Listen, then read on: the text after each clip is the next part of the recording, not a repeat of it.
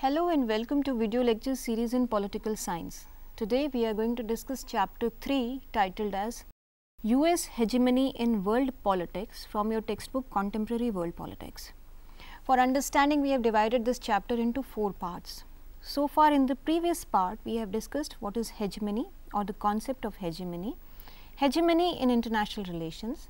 We discussed about struggle for power between various nations, the US as a hegemon and unipolarity after the fall or collapse of the USSR, and military capacity of the US as compared to the other countries. Today we will begin with the Iraq war and also discuss about some of the other military operations or interventions carried by the US. Now, as we have already started discussing the Iraq war, what had happened, let us look at the background. During August 1990, Iraqi leader Saddam Hussein captured the neighboring Kuwait.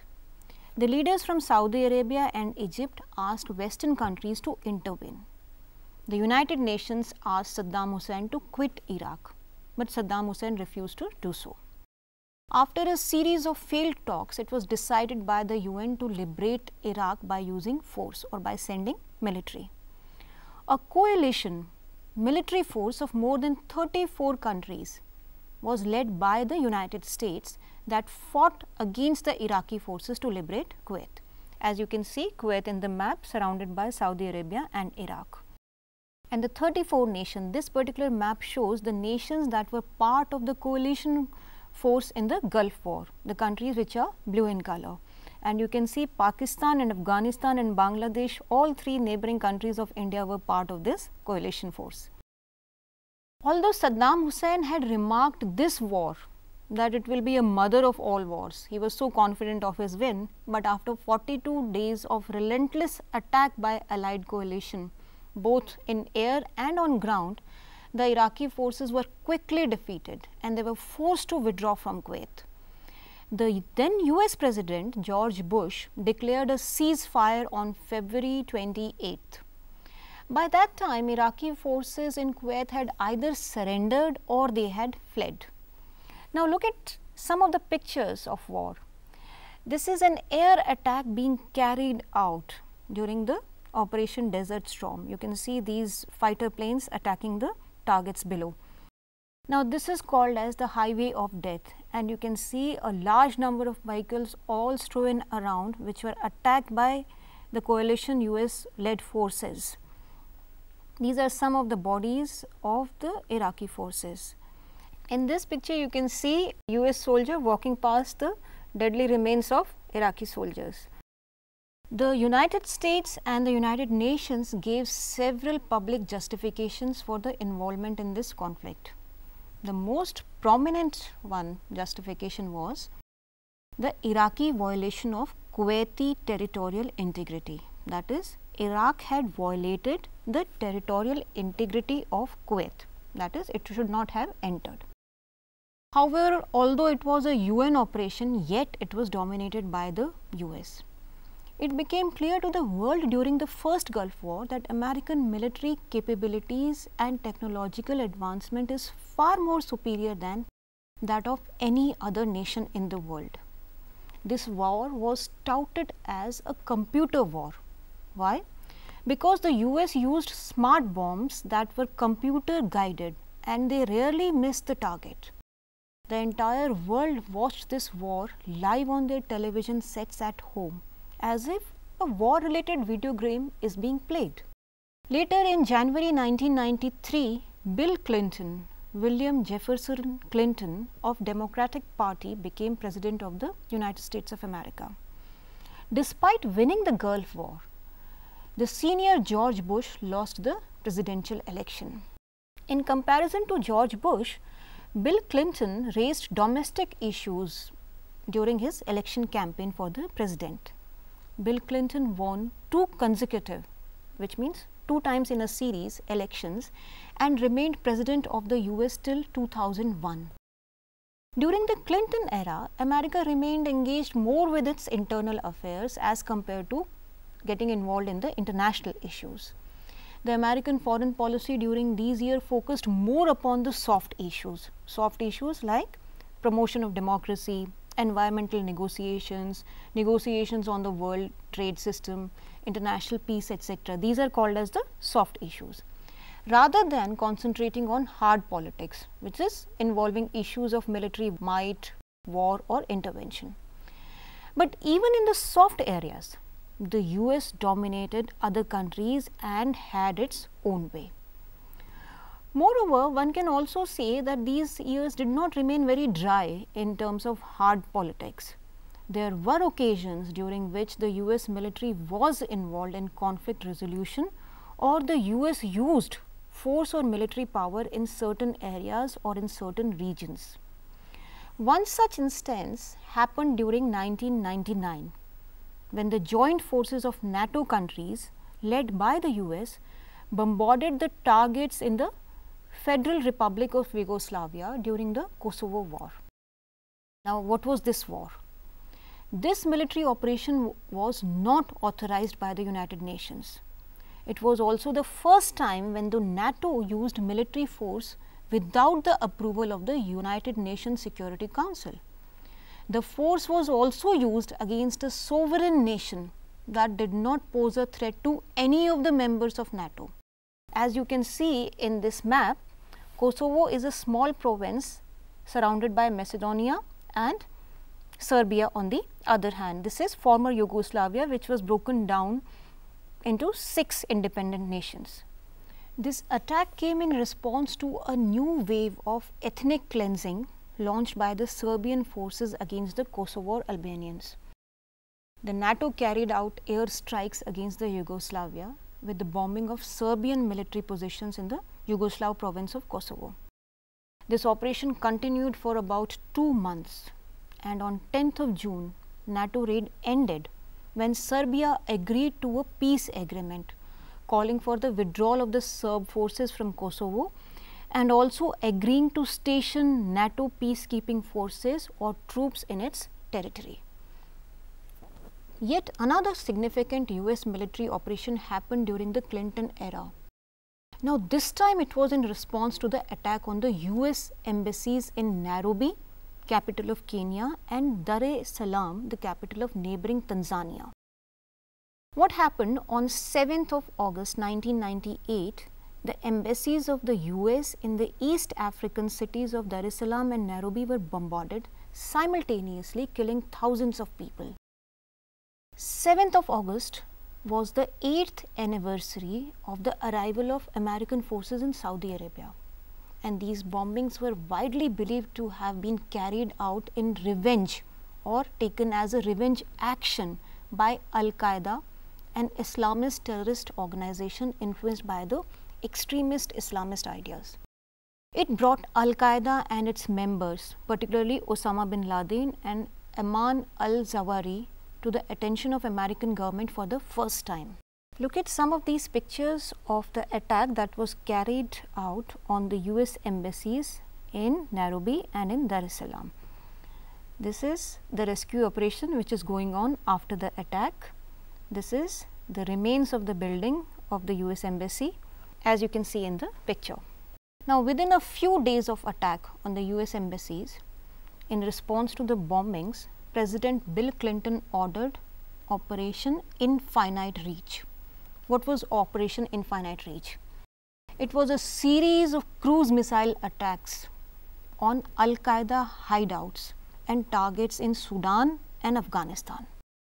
The missiles were launched against bin Laden's terrorist training camps in Afghanistan, and the attack was also made on a pharmaceutical plant in Sudan, where it was alleged that bin Laden was making and distributing chemical weapons. But it is also alleged that some of the civilian areas were also targeted during the US military offensive, which were not connected to terrorist activities or which were not part of the terrorist organization. Now, there were allegations and counter allegations.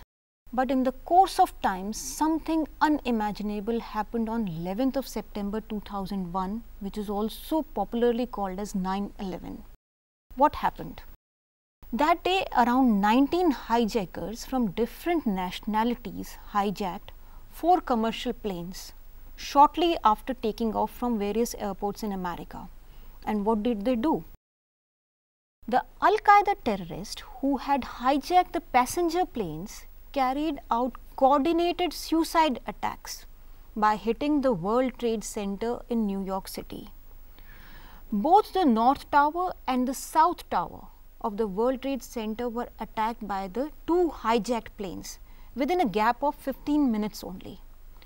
Two of these planes, American Airlines Flight 11 and United Airlines Flight 175, were crashed into the North and South Towers respectively. A third plane crashed into the Pentagon building in Arlington, that is where the US Defense Headquarters is located in Washington DC. The fourth plane could not reach its target because it crashed into a field in Pennsylvania. Why? Because passengers and crew, they attempted to take control of the plane from the hijackers. They put up a fight against the hijack. Nearly 3,000 people on ground and everybody on board on all these four planes were killed in the attack.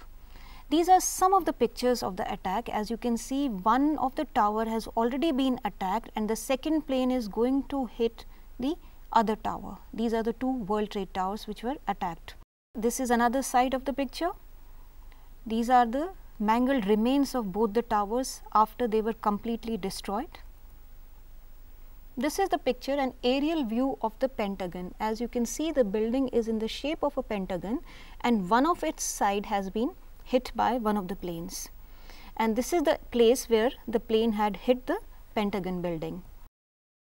These attacks were compared to the Japanese attack on the Pearl Harbor in 1941 on US during the Second World War.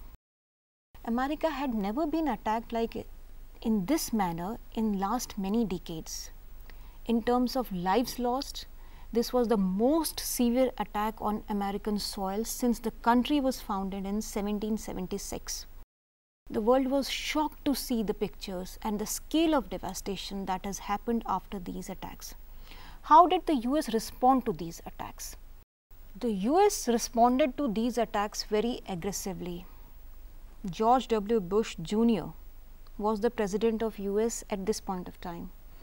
Unlike the former president Bill Clinton, George Bush had much harder and aggressive view about the interest of the US. He was not hesitant to even use force to safeguard the interest of the Americans. After all, this attack was not just an attack on the United States, it was an act of terror, and people of many nationalities and countries lost their lives in this attack. The NATO Council declared the attack on the United States was an attack on all the NATO nations. The US launched an offensive called as Operation Enduring Freedom against all those who were suspected to be behind the attack on the World Trade Center and other targets which were destroyed in the attack. As a part of global war on terror, America attacked Al-Qaeda and Taliban regime in Afghanistan, where it was suspected that Osama bin Laden is hiding. The attacks led to fall of Taliban regime in Afghanistan. But America could not catch Osama bin Laden until the year 2011, 10 years after the attack. As these terrorists operate from unknown and undisclosed location, it was very difficult for the Americans to wipe them out completely. And after 10 years of chase, bin Laden was killed in Abbottabad in Pakistan on 2nd of May 2011 in the middle of the night in a very secret and well coordinated strike by the US commandos. The face of terror was killed. After spending millions of dollars on war on terror and secret chase, the US could kill Osama bin Laden, the man behind the terror attacks on America. But did killing of Osama bin Laden bring an end to the terror? No. In the last 2 decades, we have seen a massive rise in the number of terror-related strikes by various outfits for some reason or the other, in which thousands of innocent people have lost their lives. Since then, Al-Qaeda is involved in a number of small to medium-sized attacks all over the world. Despite heavy use of force, Al-Qaeda and other terrorist organizations are still present and they are recruiting more and more people into their organizations. While revenging the attack on World Trade Center, the US forces made a large number of arrests of suspected terrorists from various places world over. And at times these arrests were made without even the knowledge of the national government that such an arrest is being made on their soil. These prisoners were detained at a secret prison. One such prison is existing at Guantanamo Bay. It is the US naval base in southeast of Cuba, as you can see in the map. These are also called as Gitmo prisons. This prison houses detainees whom the US suspected that they were involved with Al-Qaeda or the Taliban and were part of the terror plans. These are located in the southern part of Cuba. This place is out of the reach of international law or law of their own country, and even the US representatives of human rights are not allowed to meet the prisoners. They have been in the news in international media quite a lot for alleged violation of human rights of the prisoners or the detainees. Many organizations and members of civil society have raised their voice against the inhuman treatment of prisoners at these prisons. But still, the US continues to arrest many people in the name of the global war on terror. To conclude, let's summarize what we discussed in this part of the chapter. In this part, we discussed about the first Gulf War and how Iraq lost the war. We discussed about the US offensive on Yugoslavia. We also discussed about the attack that was carried on the US embassies in Nairobi and Dar es Salaam, and the attack on the World Trade Center, popularly known as 9/11. And we discussed towards the end the invasion of Afghanistan by the US to destroy Al-Qaeda and the killing of Osama bin Laden. In the next part of this chapter, we will discuss about the invasion of Iraq in 2003, once it happened in 1991 and later in 2003, and also the US as a structural hegemon. Till then, you can enjoy reading this part of the chapter. Thank you.